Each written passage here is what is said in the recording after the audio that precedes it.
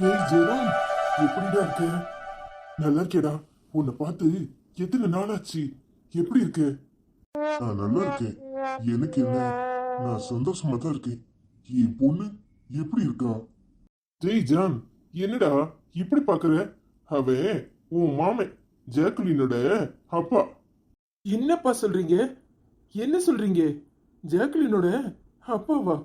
எப்படிப்பா இவர் மட்டும் எப்படி உயிரோட இருக்காரு? என்ன ஜான், அதிர்ச்சியா இருக்கா?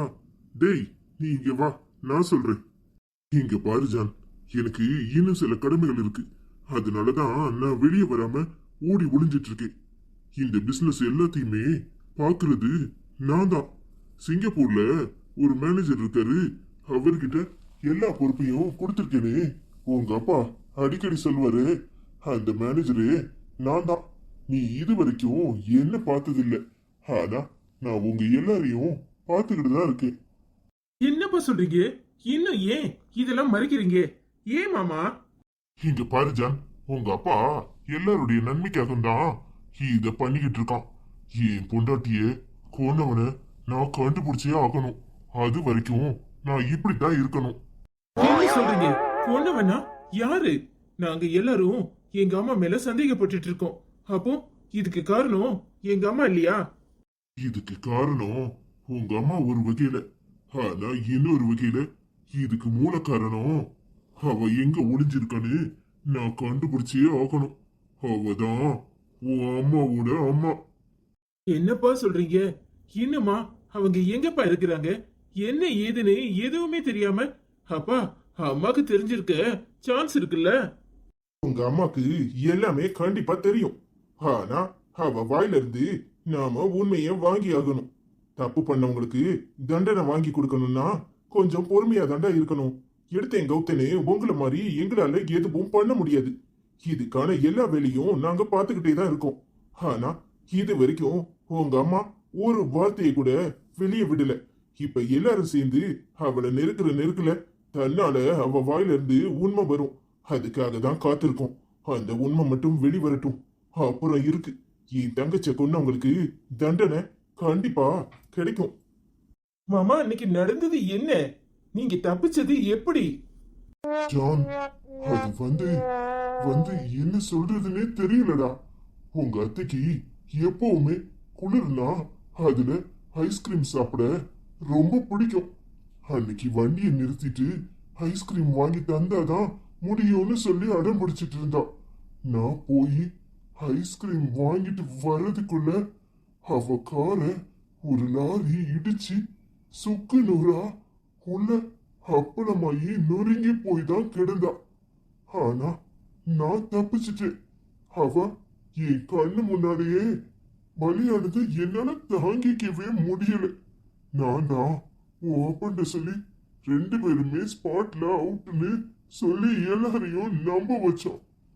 ஆனா என் பொண்டாட்டி அவ இயற்கையா ஆக்சிடென்ட்ல சாகலடா. அவளை கொன்னிருக்காங்கன்னு எனக்கு அப்புறமா தான் தெரிய ஆரம்பிச்சிச்சு. எல்லாத்துக்கும் காரணம் உன் பாட்டி தான். அவ இன்னும் உசுரோட தான் இருக்கா. ஆனா எங்க இருக்கா என்ன ஏதுன்னு இது வரைக்கும் தெரியல. இவகிட்ட எத்தனையோ தடவை உன் அப்ப கேட்டு பார்த்திருக்கான். ஆனா அம்மா அந்த ஆக்சிடென்ட்க்கு அப்புறம் வரவே இல்லை. என்ன ஆனாங்கன்னு கூட தெரியலன்னு மொத்தமா மழுப்புறாடா. எனக்கு அந்த உண்மை தெரியணும். எதுக்கு அவ ஆக்சிடென்ட்க்கு அப்புறம் அந்த வீட்டுக்குள்ள வரல? அப்போ அவ மேல தானே தப்பு இருக்கு. எங்கேயோ இன்னும் உசுரோட தாண்டா இருக்கா. அவளை என் கையாலே வெட்டி போடணும். என் பொண்டாட்டி என் பிள்ளையையும் பிரிச்சு இன்னைக்கு அனாதையாகி என்ன ஓட ஓட வைக்கிறா. எல்லா காரணத்துக்கும் அவதாண்ட காரணம். என்ன மாமா சொல்றீங்க? அத்தை உங்க கண்ணு முன்னாடியே இறந்ததை உங்களால எப்படி தாங்கிக்க முடிஞ்சிச்சு? இதுல நடந்த பெரிய கொடுமை என்னன்னு தெரியுமாடா ஜான்? என்ன மாமா? அவ சாக போறது அவளுக்கு முன்னாடியே தெரியும்டா. செத்தா போறது ஏன் உசுறு மட்டும்தான். உன்னை எப்பவுமே ஏன் கூட கூட்டி போக மாட்டேன். என் புள்ளைய உன் கையில ஒப்படைச்சிட்டு தான் போவேன்.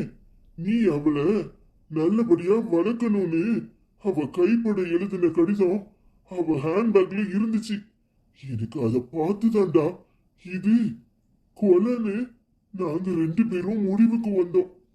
எப்படியோ அவ இதையெல்லாம் எப்படி முன்னாடியே அவளுக்கு தெரிஞ்சிச்சுன்னு என்னைய வரைக்கும் எங்களால தாங்கிக்க முடியாம புரியாத கேள்வியாவே இருக்கு. பெரிய அதிர்ச்சியா இருக்குடா. அதுல இருந்து இன்னைக்கு வரைக்கும் வெளியே வர முடியல.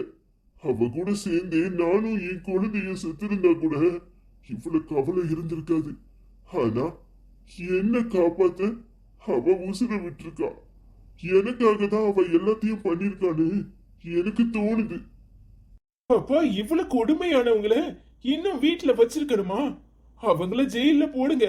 அப்போ தன்னால அவங்க அம்மா எங்க இருக்காங்கன்னு தெரிய வரும்ல. அது முடியாதுடா. அது நம்மளால முடியாது. ஏன்னா நம்ம கிட்ட எந்த சாட்சியும் இல்ல. ஜான், இவ்வளவு நாளும் நீ பொறுமையா இருந்துட்ட. நானும் இத்தனை வருஷமா நடிச்சுக்கிட்டு தான் இருக்கேன். இவன் உசுரோட இருக்குது எனக்கே தெரியாதுன்னு இப்ப அவகிட்ட சொல்லிட்டு இருக்கேன். இவன் உசுரோட இல்லைன்னு அவ கூட சேர்ந்து நான் சொல்லி நடிச்சிட்டு இருக்கேன். ஆனா உங்க அம்மாக்கு இவன் உசுரோட தான் இருக்கான்னு கொஞ்சமாவது சந்தேகம் வந்துச்சு. அப்புறம் நான் என்ன சொல்லன்னு எனக்கு தெரியல. கஷ்டம் இவனுக்கு தான்டா. அதனாலதான் இவனை இத்தனை நாளும் இங்க வர வேண்டாம்னு சொன்னேன். ஆனா இப்ப ஜாக்குலின பார்க்க வேண்டிய கட்டாயத்துல அவன் இருக்கான். ஆனா என்ன செய்யறதுன்னு எனக்கு தெரியல. சரி மாமா, போனதெல்லாம் போகட்டும். இப்ப நான் என்ன பண்ணணும்? அந்த கிழவிய கண்டுபிடிக்க நான் என்ன செய்யணும்? அது உசுரோட இருக்குமா இல்லையானே தெரியலையே. இது நடந்து கிட்டத்தட்ட 20 வருஷத்துக்கு மேல இருக்கும்ல. ஏய், அவ அவ்வளவு சீக்கிரம் சாகுற ஆள் இல்ல. அவ எங்கேயோ இருக்கிறா. ஓடி ஒளிஞ்சி கிடக்குறா. காலம் பூரா அவ ஜெயில கடந்து சாகணும். அதுதான் என் ஆசை. என் பொண்டாட்டிய கொன்னவள நான் சும்மா விட மாட்டேன். சரி மாமா, இத நானே கண்டுபிடிக்கிறேன். அம்மா வாயிலிருந்து உண்மைய வரவழைக்கிறேன். கூடிய சீக்கிரம் அந்த கிழவின்னு எங்க இருக்குன்னு நான் கண்டுபிடிச்சு சொல்றேன். அது வரைக்கும் நீங்க கொஞ்சம் பொறுமையா இருங்க. ஜாக்குலின நீங்க இப்ப சந்திக்க வேண்டாம். என்னடா சொல்ற? அவன் பொண்ணு அவனுக்கு பார்க்கணும்னு ஆசை இருக்காதா? இல்லப்பா, இது மாமாவோட உசுருக்கே ஆபத்தா முடியும். உங்களுக்கு புரியல. அம்மா எப்படிப்பட்டவங்க தெரியுமா? இப்ப நாம ரெண்டு பேரும் வீட்டுல இல்லாதே அவங்களுக்கு சந்தேகத்தை வரவழைக்கும். இந்நேரம் நம்மளை தேடி இருக்கலாம்.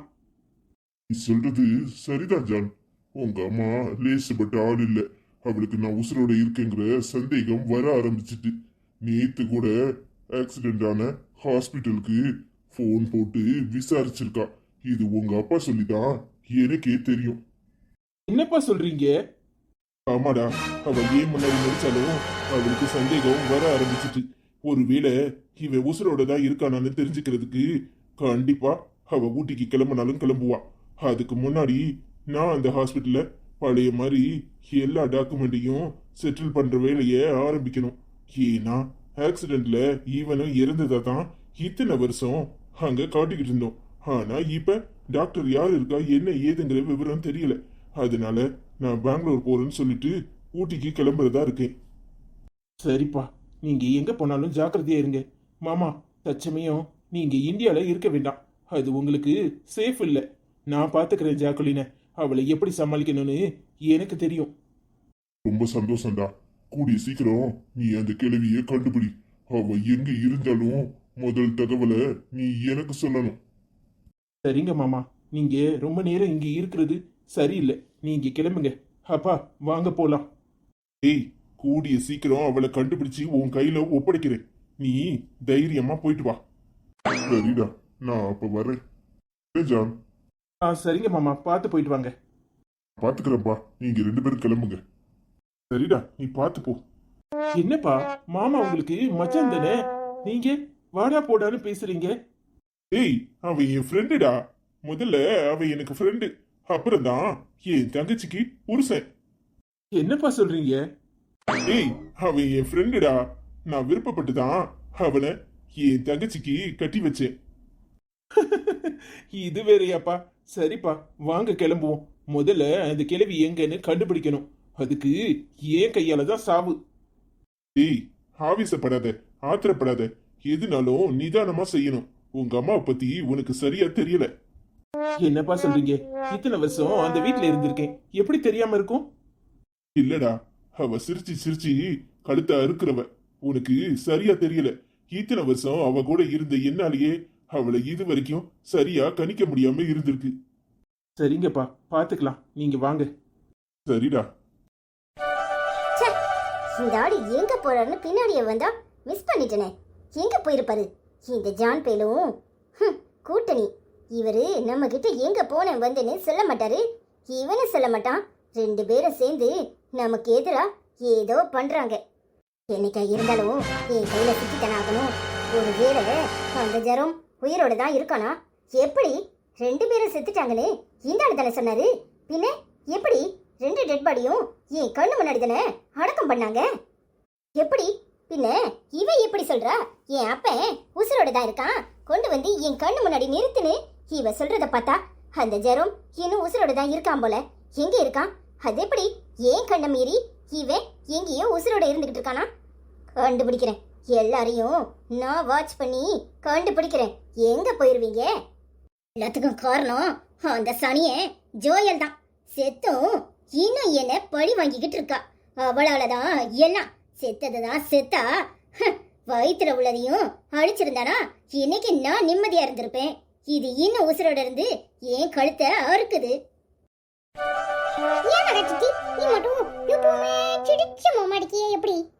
ஓ, அதுக்கு ஏதாவது காரணம் இருக்கணுமா?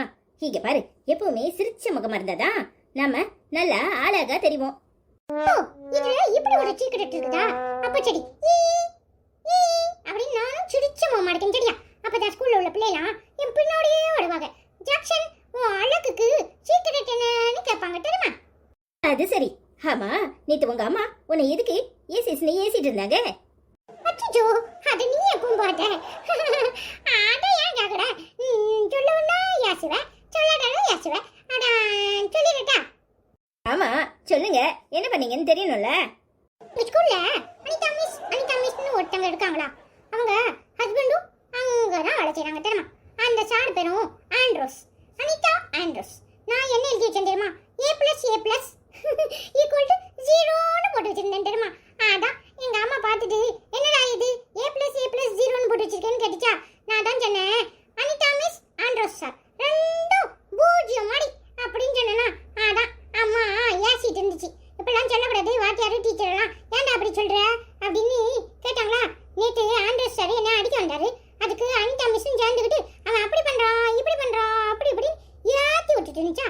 அதான் A+A+0 அப்படின்னு போட்டு வச்சிருந்தேன் தெரியுமா? ஓ, இது வேறயா? அப்படிதான். அதான் படியவங்க எல்லாம் அப்படி தப்பாலாம் சொல்லக்கூடாது. மிஸ்லாம் உனக்கு பாடம் சொல்லி தராங்க, அவங்கள இப்படிலாம் கிண்டல் அடிப்பியான்னு கேட்டுச்சு தெரியுமா? அதான் அவளே அமைதியா ஒண்ணுமே தெரியாத மாதிரி அப்படி நல்ல பையனோட இருந்துகிட்டேன் தெரியுமா? இது வேறயா? ஏய் மகா முந்தம், வீட்டுல ஒரு வேலையும் செய்யறது கிடையாது. சின்ன பிள்ளைங்களோட உட்காந்து கூத்தடிச்சிட்டு இருக்கியா? ஜான் எங்கடி? ஜாக்சன், அப்புறம் வேற என்னலாம்டா பண்ண? என்னடா பேசிட்டு இருக்கும் போதே இப்படி திரும்பி திரும்பி பாக்குற? இங்க பாரு, நமக்கு பிடிக்காததெல்லாம் நாம பார்க்க கூடாது. நல்ல விஷயங்க நம்ம கண்ணு முன்னாடி இருந்தா அதை மட்டும் தான் பார்க்கணும். மத்தத தேவையில்லாதெல்லாம் காதுல வாங்க கூடாது. என்ன சித்தி சொல்றது உனக்கு புரிஞ்சுதா? சரி மகா சித்தி. என்னடி திமிரா? உன் திமிர்த்தனத்தெல்லாம் என்கிட்ட காட்டுன அப்புறம் நீ இந்த வீட்டுல இருக்க முடியாது. என்னடா ஜாக்சன், எல்லாரும் மிரட்டி பாக்குறாங்க. இந்த மிரட்டலுக்கெல்லாம் ஜான் பொண்டாட்டி பயப்பட மாட்டானு நல்லா சொல்லுடா. டேய், போய் சித்திக்கு ஒரு காஃபி வாங்கிட்டு வா. என்ன மிரட்டி பாக்குறீங்களா?